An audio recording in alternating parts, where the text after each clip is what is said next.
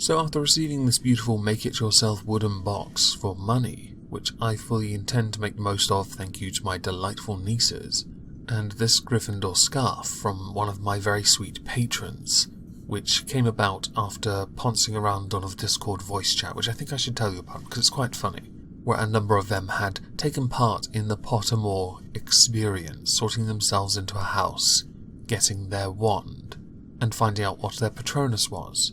FYI, based on the scarf, I, in all seriousness, was a Gryffindor, with a 13¼ inch wand and a Thestral Patronus. Lucky me, I know. All that aside, it's now time to get back into the swing of things. I will be leaving the Christmas decorations up because I can. But, as you've noticed, I've put on my judge attire, and for good reason. We are going to cover a story that has me wonder if the sentence is correct or not. I might put this in the incorrect sentencing playlist. I have yet to make my mind up fully. The story in question comes from the Portsmouth News, where a child rapist from Portsmouth was jailed for 13 years for appalling crimes against a girl. This man, Jamie Williams, was handed a 13-year jail term for repeated sexual assaults and 2 rapes on the earlier mentioned young girl. We will in a minute look at the sentencing guidelines, because I do think it is important. The age of this girl is not mentioned in this article, therefore I'm going to present it to you that of the age over 13 and under 13, and we can base an assumption because to protect her identity we cannot give out the information, or we are not given it. Mr. Williams, was sentenced over a video link. I like this progression to not have them in the same courtroom. Facing your accuser is one thing, but less risk of you trying to do anything stupid. And I guess considering the nature of your crimes, it is understandable someone might regard you, Mr. Williams, a high risk. And the young girl has been quoted as saying, in a statement that was read out by the prosecutor Matthew Lawson, "I was just a little girl. I hope I can get my life back. I will not let what he has done to me stop me from becoming successful." She has also added, "I think he is a monster.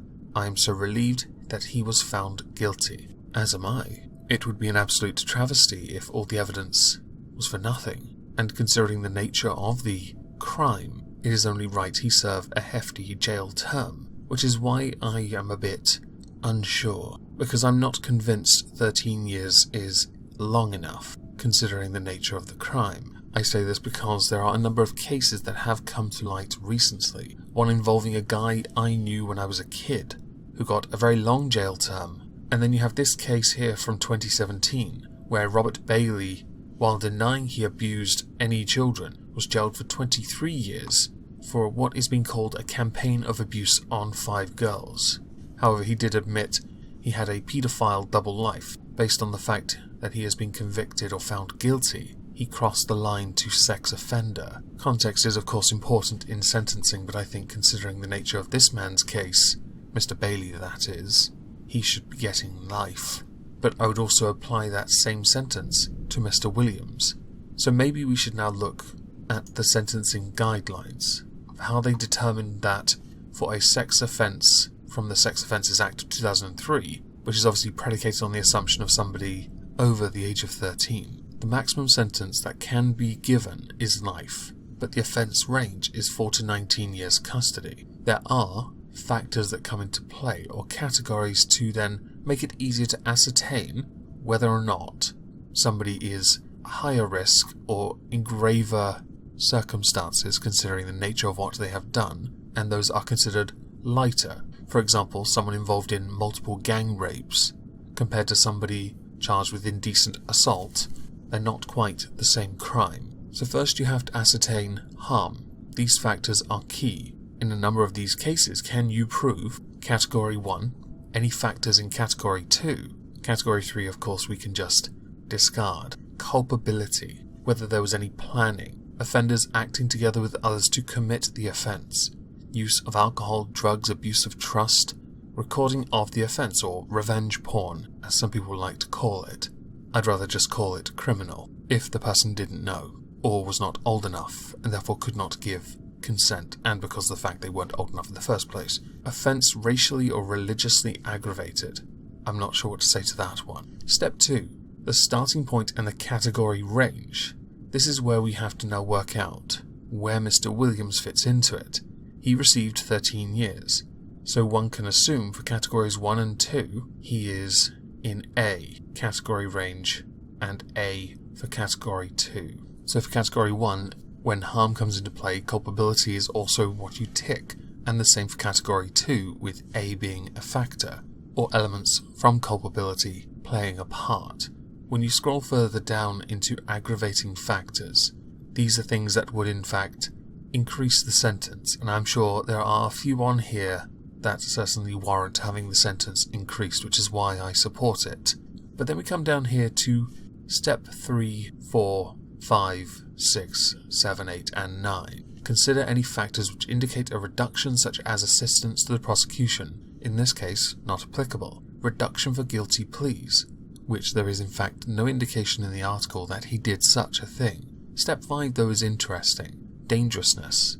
The court should consider whether, having regard to the criteria contained in Chapter 5 of Part 12 of the Criminal Justice Act of 2003, it would be appropriate to award a life sentence.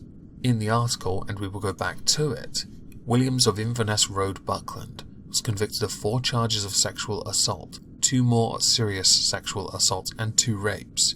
Sentencing Judge Roger Hetherington said, "These were appalling offences which were the result of a degree of planning on your part, culpability." He added, "With any young girl, it would have had a very traumatic effect, and unsurprisingly that's precisely what has happened in this case." This is the part that I really want to focus on. Probation found Williams poses a high risk of serious harm to children, but the judge stopped short of ruling he was dangerous, which could have led to Williams receiving an extended sentence. I get the whole idea of wanting to offer an olive branch or a glimmer of hope that Mr. Williams could amount to something once he leaves prison, since he is 32 years old and by the time he leaves he'll be 45, potentially 45. There is a chance he could remain productive, helpful, useful in society for the remaining 22 years, that he will still be working before he receives a state pension. However, considering the risk, the fact he has to sign the sex offenders register for life, he is a high risk to children, I would argue that he should remain for the top end of the 19 years that are typically given out. 6 years short of life, maybe 19 to life, with the remaining 6 years being where he is offered the chance at probation, provided he has managed to get through certain tests that will prove he is not another Ian Watkins. The girl who is told of her frustration at having to wait for a third trial for justice to be done after the first jury was dismissed and a second trial date was abandoned, as medical evidence was compiled, was quoted as saying, "On occasions I thought he was going to get away with this."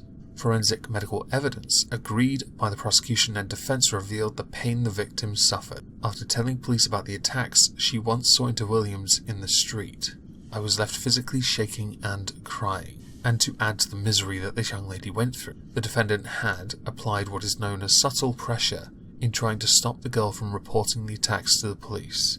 I would like you to now try and conceptualize the amazement on my face behind this visor, that some sex offender in his 30s is bullying a child into silence, so that he can continue to get his rocks off without suffering the consequences for it. The law says quite clearly what should happen, and the judge has administered a sentence that falls within the parameters. I firmly believe, because of the nature of his crime, that he should be at the top end, and that as he is a high risk, it should be considered 19 to life. As with cases like this, I am very much interested to know what you think. I'm sure many of you are going to say, death. The sentence is death. And as of yet, I have yet to be confirmed as the law, but one day I will be the law. 2020, everyone. No lives matter. So, I hope everyone has a lovely Boxing Day, for those that celebrate it, and thank you all for listening.